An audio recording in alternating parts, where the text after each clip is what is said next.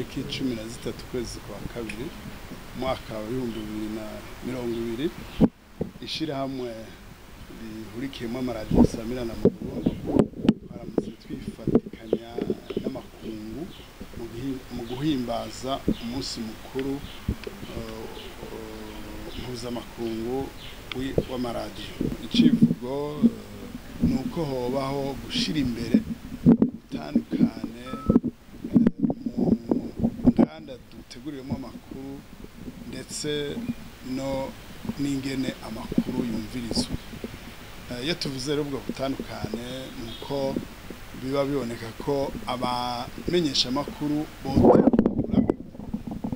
botegura mu buryo bwiyaguye amakuru bashikiriza abayumviriza kandi agategurwa n'abantu bose, ntihagume havugwa kimwe, ntihagume havuga bamwe, nimba mu nganda zihari ntihabemo abagabo gusa ngo bashiremo n'abapfasoni, kandi ntibabe abapfasoni bonyene mugabo habemo n'abagabo, kandi ntibagume bavuga inkuru imwe.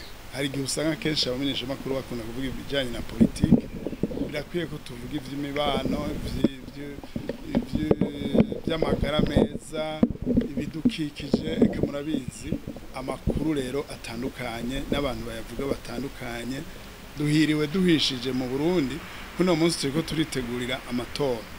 Mu matora abitoza canke abagomba kwitoza barafise ivyiyumviro bitandukanye n'imigambo itandukanye, nuvuga yuko abo bose nkuko amategeko abitegekanya ari kubaha ijambo, abo bose bakavuga bagashikiriza nabo ivyiyumviro vyabo, ibyo bifuza yuko bokorera igihugu kugira ngo abanyagihugu canke bene igihugu batera imbere.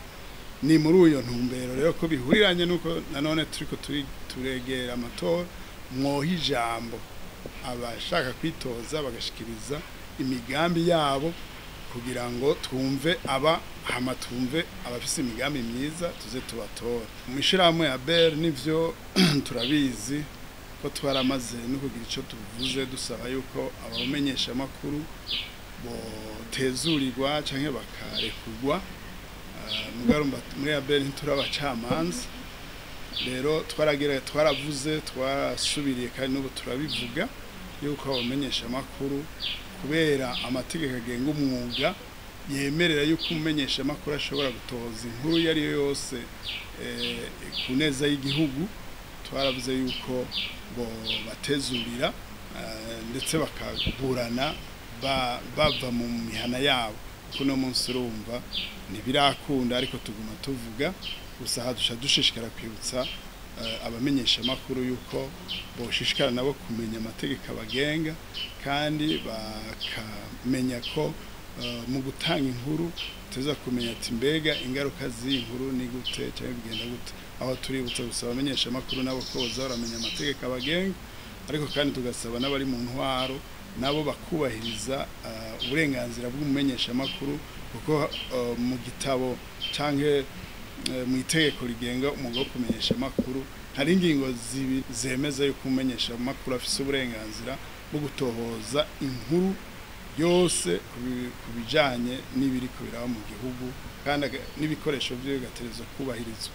Rero kwabo bagenzi bacu bakiriyo tuguma dusemerera tukizera yuko kumbure abafise ububasha, abafise ayo madosiye yabo, twizera ko nabo bazoshishikara gusoma ayo mategeko bakabatezurira.